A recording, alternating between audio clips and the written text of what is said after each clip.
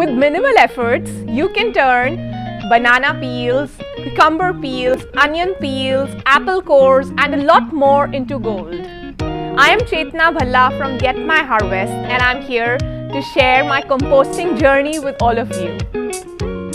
I began composting 2 years ago because that's when I started gardening more seriously as well. And I was not very happy with the options that were available in the market for fertilizing my plants naturally. Also, looking at the size of my garden and the requirements in the balcony, on the terrace, it was also costing me a lot. That's when I started digging deeper. And on digging deeper, I found how mismanaged landfills were a big problem. I usually keep a plate or a bowl for collecting the peels or leftover food. I keep that on the kitchen counter near the sink, and the family keeps filling it throughout the day. Then I collect all of the waste for 2 to 3 days in a box with a lid and add it to my compost bin, just the way I'm showing it here. I luckily have compost at 3 stages.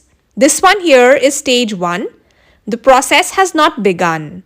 I'm just layering and ensuring that the ratio of browns is to greens stays at 1:1. In goes some microbial cocopeat from daily dump. This one actually increases the pace of composting. This here is stage 2. It still has bigger bits that need to be broken down. I'm just giving it a turn. And then finally, I have another bin. This one is almost ready. You can see that it's ready.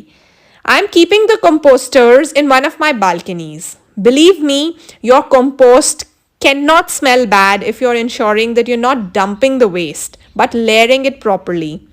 The compost is used for gardening and also for making newer batches of fresh compost. Composting is the right thing to do for our planet. When are you starting?